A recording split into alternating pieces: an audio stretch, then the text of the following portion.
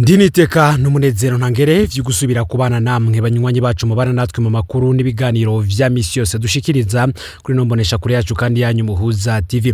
Numwe tugiye kubageza ko amakuru agezwe ko muri kano kanya ariko aravugwa nga mu gihugu c'u Burundi mu bisata bitandukanye harimo igisata ca politike, umutekano ndetse n'ibindi byinshi biriko biravugwa ijyane no ngaha mu gihugu. Hari haheze igihe kinini tutabageza ko amakuru gusa muri uku kwezi kw'indwi twagarutse n'imbaraga zose tugiye kuja turabageza ko amakuru ari karavugwa hirya no hino mu gihugu yoba ya politike agataya kazira muntu imigenderanire n'ayandi makungu ndetse n'ibindi byinshi twamye tubageza ko umunsi ku munsi. Turi kwigenekerezo ya gatatu ukwezi n'ukwindwi umwaka w'2026 ni nyuma gato y'imisi ibiri Uburundi buhimbaje umunsi mukuru w'ukwikukira ndetse wanabereyemwo ibintu bidasanzwe nga mu gihugu c'u Burundi. Benshi bakavuga ko President Evariste Ndayishimiye yakoze igikorwa kidasanzwe mu gisoda c'u Burundi kuko hagaragaye vyinshi kandi birashimwa. Imbere ko tubananye nano makuru reka tubanje tubabwire ko hari intwazangabo zine zaraye zidugijwe mu ipete rya General Major. Kuko vyama bigenda kwigenekerezo ya mbere mu kakaro buri mwaka mu gisirikare c'u Burundi haratangwa amapete. Mu rwego rw'abagenerali uyu mwaka intwazangabo zine nizo zonyene zidugijwe amapete. Bavuye ku ipete ya General de Brigade baduzwa kuri General Major, abo nabo akaba ari General Major Erindizigiye Batazira Muzinga, uyu kandi akaba asanzwe ari cegera cy'umukuru w'abasuda bagwanira ku butaka. Ugira kabiri ni General Major Vena Bibonimana Batazira Gatovyi, arongoye abasirikare bagwanira mu mazi canke se Force Marine.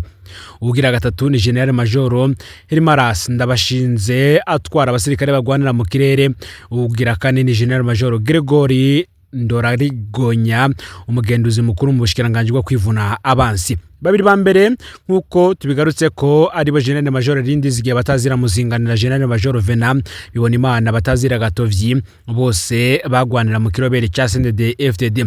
Nimwe kandi abandi babiri ari bo General Major Herimaras Ndabashinze atwara abasirikare bagwanira mu kirere na General Major Gregory Ndorarigonya umugenduzi mukuru mu bushikiranganje bwo kwivuna abansi bahoze mu gisirikare ca kera ex-FAB. Ni nako kandi tuza kubageza ko ivyaranze burumwe muri bo abasirikare bose President Evariste Ndayishimiye yadugije mu mapete abavana ku ipete rya General de Brigade abaduza ku ipete rya General Major ngaha mu gihugu c'u Burundi. Tugarutse kugerekerezo ya mbere mu kakaro uyu mwaka w'2026 ubwo hariko hahimbazwa umunsi mukuru w'ukwikukira w'igihugu c'u Burundi, harabaye kwerekana ibigwanisho igisoda c'u Burundi gitunze. Benshi bati kwerekana ibigwanisho igisoda c'u Burundi gitunze vyari bigamije kubeshuza amakuru avuga ko abasirikare badebukiwe. Biro vyo kwibuka imyaka 64 irangi Burundi buronse nayo kwikukira igisoda c'u Burundi cerekanye nguvu gifise. Urundi bwari busanzwe bikora buri mwaka ariko ku rugero rusanzwe. Ariko ku munsi genekerezo ya mbere mu kakaro uyu mwaka w'2026 Ndayishimiye yabigize ibidasanzwe kuko hongewe ko ibitahora bikogwa mu yindi myaka. Mutero icuka cifashe gute mu gisirikare muri iki gihe? Haraheze igihe kitari gito icuka kitameze neza mu rwego rwo kwivuna abansi. Mu gisoda habarizwa ingorane zitari nke ariko hakaba zitatu nyamukuru zigisibije mbere ziriko zituma abasirikare bahitemwo gutoroka bakakivamwo. Ica mbere harimo kugurishwa mu gisirikare mu gihugu ca Republika Iharanira Rusange ya Kongo, kwibwa agashara bakoreye hamwe no guhembwa inteca nikize nivyo bibazo nyamukuru bibabaje ingabo z'u Burundi. Intambara ya Kongo yarahamuye abasuda ku rugero ruteye ubwoba. Abasuda ntibigira batahura ico baja gusha bakora mu ntambara iterekeye igihugu cabibarutse. Karundura barababazwa kandi n'ukungena ingabo za Kongo zigwana urugamba nk'izitarunezwe kandi ari bo rwerekeye kubera Kongo ari igihugu cabo. Abasirikare b'u Burundi bisanga bariko bagwana bonyene bene igihugu bamaze kuyabangira ingata. Ico nico rero catumye batsindwa urugamba rwo muri Goma na Bukavu. Nico gituma abasirikare b'u Burundi bahavuye batangura kwanka gusubira ku rugamba. Nibi vyatumye abasirikare batangura gutoroka bakaja mu mahanga. Pacifique Ninahazwa arongo ishiramwe Fokode arutse kuvuga ko abasirikare bashika 3000 igisoda c'u Burundi kitazi iyo bakemanganiye. Igisoda c'u Burundi kandi kinasanzwemwo ibibazo bifatiye ku karenganyo. Ni kenshi mw'ishyirahamwe Focode rirongowe na Pacifique Ninahazwe bamaze amezi menshi canke umwaka urenga bavuga ko badahabwa agashara kabo. Ibi vyago bikunze gushikira abasoda baja mu butumwa bwo kugarukana amahoro mu bindi bihugu, bikavugwa ko amafaranga yabo yoba anyuruzwa n'abategetsi bakomeye bo mu nzego zo hejuru. Abasirikare b'u Burundi banavuga ko kandi bafise ikibazo c'imishahara mito itagishobora kubatungira imiryango kubera ibiciro vyaduze ku isoko. Mu mezi aheze baba barariye umutima menyo baragishikiriza General Prime Niyongabo ubwo yari yarumishije inama bamera nk'abamutuma kubabariza umukuru w'igihugu. Inyishu yabahaye ntiyahumuriza ahubwo iranateye isoni. Ku mbuga hwaniro inkuru zivuga ku magogo ubutegetsi bwa CNDD-FDD bukorera abasirikare zarabwe n'abarundi benshi bongera kandi barabitera ivyatsi. Benshi bagumye batangara kukungena abasoda b'u Burundi bahora bazwi nk'abiyubashe ku rugamba birukanywe muri Goma na Bukavu. Abasirikare ubwabo barivugira ko batateguwe kandi batanaye ibikoresho bikwiye kandi biri ku rugero rw'ivyo umugwi witwaje ibigwanisho M23 wari ufise. Uko aya makuru yagumye hanwa vyarababaje abategetsi bo muri CNDD-FDD. Ubuho baherutse kwiyongera ko iturika ry'ikambi baze ku Musaga. Havuzwe ibihuha vyinshi gushika ubu abarundi ntibarabwirwa icaturikije ikambi baze yo ku Musaga mu gihe ubutegetsi bwari bwatangaje ko hariko hakogwa amatohoza.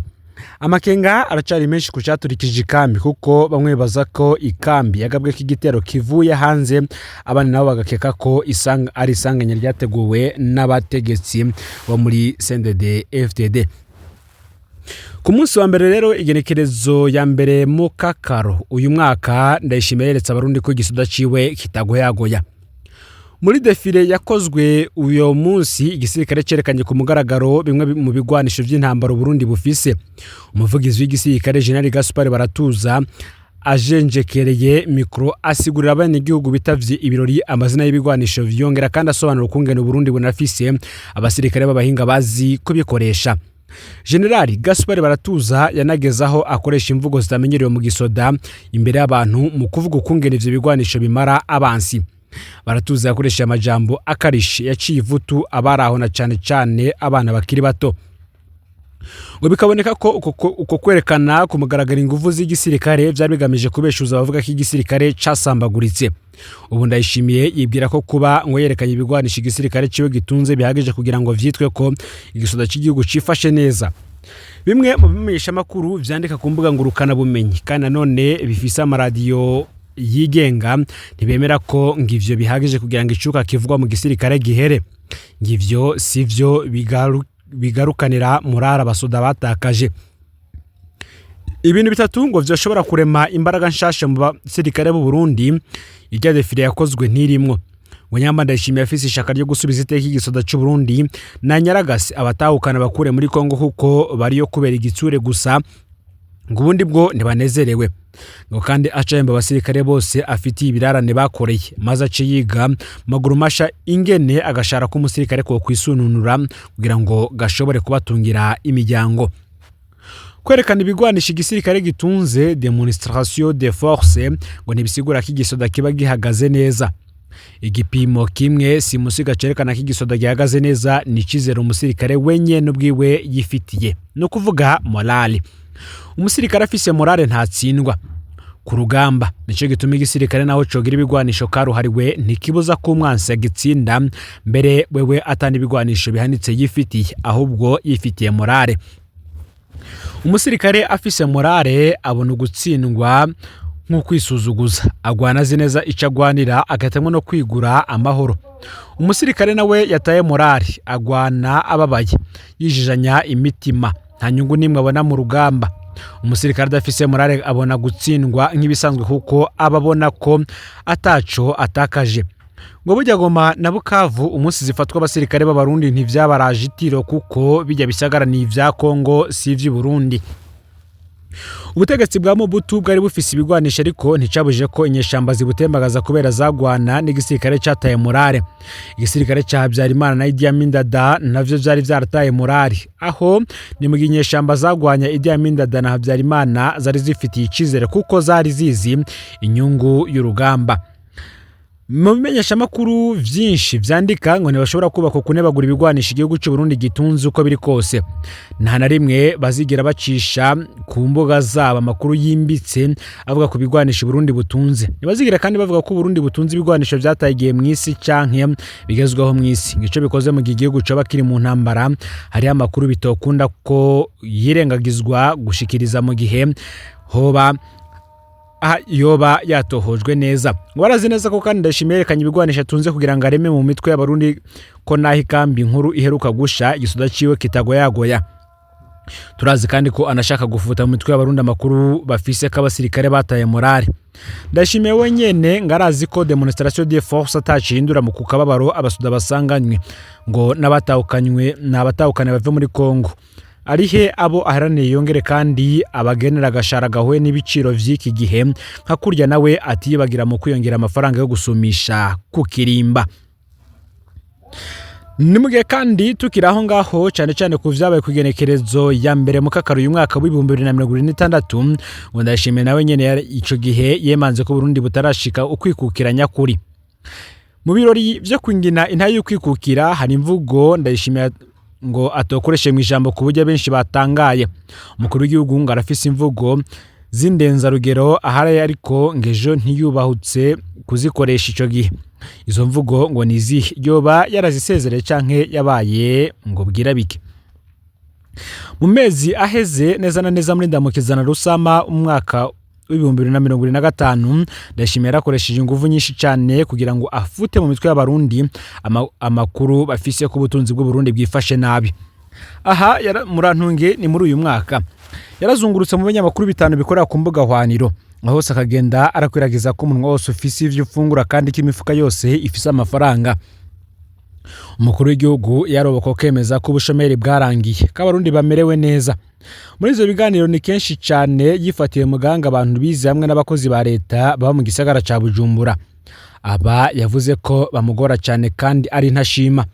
Icyo bahora nuko bamwe bamubwira ko ubushomeri bubarembeje, abandi nabo bakamuganyira k'akazi ka leta bakora katakibatungira imiryango kubera ibiciro n'ivy'ivyankenerwa vyaduze cyane ndetse n'amazu yo gupanga akaba yaradugagiye biteye ubwoba. Iyi migwi ibiri yayagiriza ko imizirikanyi yabo ihumirije. Muri ivyo biganiro yatanze agasakisake ku binyamakuru ni kenshi cyane yakoresheje imvugo zifobetse mu kwerekana ko umuyisi nkuru nziza ari we yasize atabagaje igihugu. Yabivuga mu mvugo yo gukikiriza kuko ntiyadoma ko bikaboneka ko ndayishimiye ahangayikishijwe n'abanywanyi ba CNDD-FDD bamubona nk'umunyantege nke bagereranije na nkuru nziza. Ndashimiye kandi yarababajwe n'abamugereranya na nkuru nziza, aca atangura kuvuga ko yatanguye gutwara igihugu carabaye ivyondo abantu bareyeboye kuko ahava ariko arahava aragisubiza ku murongo. Dufise umukuru w'igihugu ngo ubwiwe ngarazi neza ko umunsi arera mu mwaka w'2020 abarimyi bararonka ifumbire ikwiye kandi ku gihe.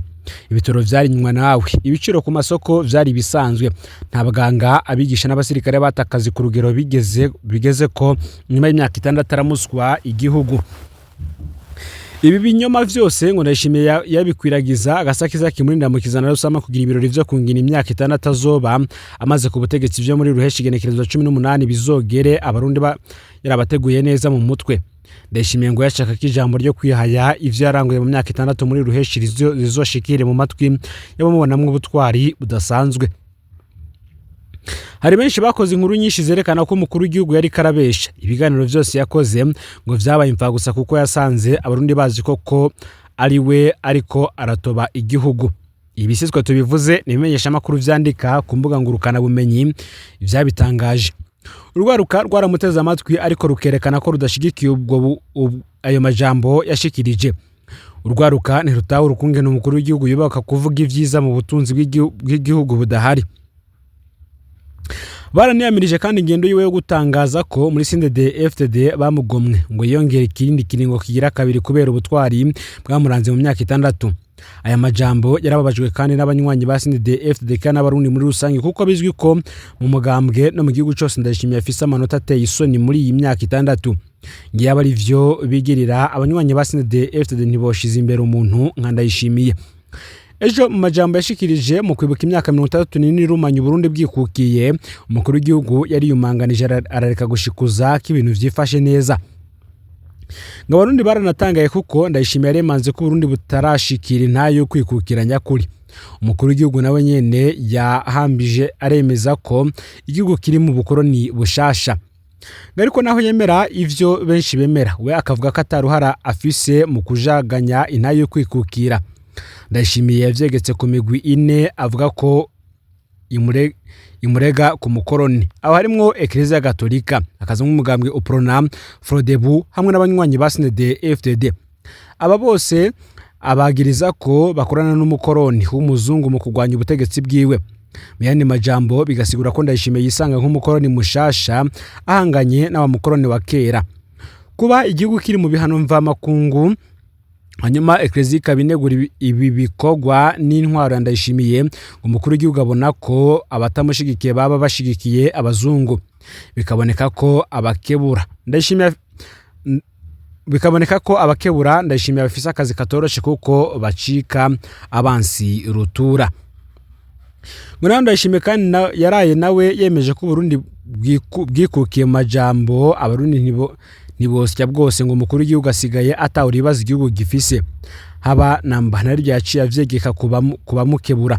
Ndayishimiye yemera ko ukwikukira nyakuri ari igihe Abarundi bose bazovuga ibihushane n'ibiri ku rubuga, bagahaya ko ibintu bimeze neza mu gihe ibara riri kuriragwa. Ico gihe ngo Ndayishimiye ngazokirindira akibure kuko benshi bagaragaza ko ubutegetsi bwiwe bufise inguvu nkeya cane muri iki kiringo ciwe ca mbere cyo kuva mu mwaka w'ibihumbi 2020 gushika kuri uyu mwaka.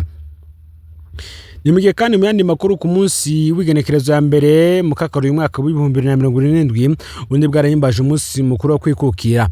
Uwo munsi mukuru ukaba wahimbajwe ku nshuro 34 iheze Burundi buronse nayo kwikukira.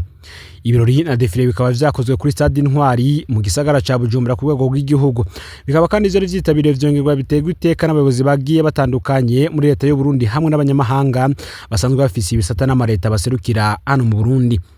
Umukuru w'igihugu cy'u Burundi Evariste Ndayishimiye hamwe n'umutambukanyi wa Angelina Ndayishimiye icegera ca mbere c'umukuru w'igihugu, umushikiranganje wa mbere wa leta, umuyobozi mukuru w'igisirikare cy'u Burundi n'urongoye urwego rw'igipolisi ku rwego rw'igihugu n'abandi bagiye batandukanye. Muri ivyo birori nyene hakaba kandi haragaragayemwo n'uwahoze atwara Burundi Domitien Ndayizeye. Uyu akaba ari umwe mu banyacubahiro bari bateye iteka ivyo birori vyariko bibera kuri Stade Intwari. Domitien Ndayizeye akaba asanzwe yavutse ku igenekerezo ya 2 Rusama mu mwaka w'1953 gushika uno munsi akaba afise imyaka 73.